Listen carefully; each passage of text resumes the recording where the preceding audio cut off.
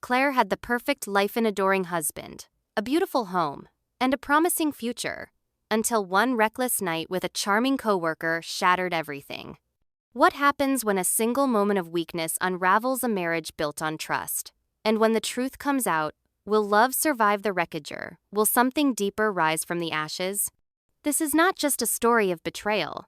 It's a story of consequences, forgiveness, and the painful, honest journey of starting over. Welcome to Infidelity Truths. Before we dive into today's gripping story, please take a second to like this video and subscribe to our channel. Your support helps us create more thrilling stories just for you. Let's begin. Straight to the point. "I'm pregnant," Clare said, her voice barely above a whisper. Griffin's breath caught. For a moment, he didn't move. He just stared at her, trying to read the truth in her eyes. "Is it mine?" he asked low, calm, almost numb. Clare nodded. "I believe it is. It was before I told you that night, the last one." Griffin looked away, his jaw tightening. His silence stretched, weighted with so many questions, so much pain. Finally, he stood up slowly. "Why are you telling me this now?" Clare stood too. "Because despite everything, you deserve to know. I don't expect anything from you. I'm not trying to fix what's broken. I just couldn't keep this from you, too." He didn't speak. His hands were clenched by his sides. His heart was a war, zonerage, sorrow, confusion, hope. He turned to walk away, then stopped. "I'll need time," he said without looking back. "I know," Clare replied, tears quietly slipping down her cheeks. "Take all you need." Months later, Clare's belly had grown. Her mother was supportive but cautious, treating Clare's days with tenderness, but also a quiet sadness, grief for her daughter's heartbreak, and hope for a future neither of them could predict. Miles never came back. She heard rumors he had left the city entirely, relocated, trying to find peace in distance. Part of her hated him. Part of her still carried guilt. But the largest part had let him go. Griffin had never responded to her follow-up messages. But one afternoon, a knock at her door startled her.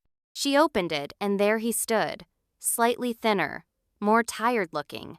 But his presence still filled the space like it always had. "I've been thinking," he said without preamble, "about the baby, about everything."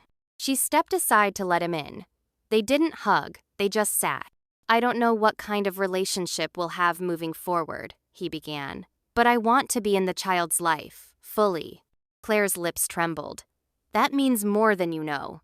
"I'm still angry," he admitted. "But I'm also trying to understand. Trying not to let this child grow up surrounded by silence and resentment." A fragile agreement formed in the room. Not reconciliation, not healing, but a truce for the sake of something bigger than their pain. A year later, the Childa girl was named Isla. She had Griffin's eyes but Clare's smile. Her arrival didn't fix anything, but she created something new. A space where two people could learn to love in a different way. Not as husband and wife, but as co-parents navigating a complicated past with caution and care. Clare never dated again, not for a while. Her focus was Isla, her healing, her future. Griffin occasionally shared weekends. Sometimes took Isla for walks through the same park where he and Clare had once dreamed of building a life together. As for Miles, he remained a shadow, never reaching out, never asking, never returning. Clare sometimes thought of him when the wind was quiet, but the pain had dulled into a scar she no longer touched. And in the quiet spaces between what was and what could have been, Clare finally made peace with her choices, with the consequences, and with the truth that love, when broken, doesn't always shatter it, sometimes changes shape. The sun filtered through the curtains of Clare's modest apartment. Baby Isla cooed in her crib, her tiny fingers clutching a soft plush bear Griffin had bought during one of their joint parenting visits. Clare stood by the window, watching the street below. Her world had grown quieter but fuller. She was no longer living for the fairy tale of a perfect marriage, just the reality of being a mother, a woman rebuilding her life. Griffin had stayed true to his word. He wasn't perfect. Some visits were late, some texts unanswered for days, but he was there, present, gentle with Isla, civil with Clare. Over time, that civility turned into something more: respect.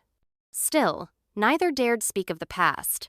It was too fragile, like porcelain repaired with gold, beautiful but still cracked. The apartment was filled with soft laughter, balloons, and the smell of vanilla cake. Claire's mother held Isla, while Griffin helped serve juice. They looked like a family, but not the kind in photo frames. The kind forged in fire, reshaped by truth. Griffin stayed after the guests left. He helped Claire wash dishes while Isla napped. It was quiet, almost too quiet. "She looks more like you every day," he said. Claire smiled faintly. "She's got your stubbornness, though." There was a pause. "Claire," he began, turning off the faucet, "I've forgiven you. At least most of it. I don't think I'll ever forget. But I'm not holding on to the pain the same way." Her eyes welled up. "Thank you." He nodded. "But I don't think we should try again." I needed to say that. She inhaled slowly. "I know. I've known for a while. You're not the same woman who made that mistake. And I'm not the same man who thought love would solve everything." They stood there, two people forever tied by a child, but finally free from false hope. I used to think love was all about the perfect match, the fairy tale ending. But now, I know it's more complicated. Sometimes love changes. Sometimes it leaves. And sometimes, it becomes something else entirely, like forgiveness, or peace, or the strength to start over. Claire had started painting again. Her canvases were bold, bright swirls of color, layered with emotion. She sold a few online. Her world was small, but vibrant. She watched Isla take her first steps one rainy morning. Her laughter filled the room, echoing off the walls like a promise that no matter how broken the past, the future could still hold light. Claire sat at her desk one evening and wrote a letter to Miles.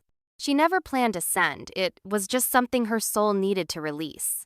"You were the mistake that taught me the deepest lesson. You offered attention when I was starving for it, but not love. I confused the two.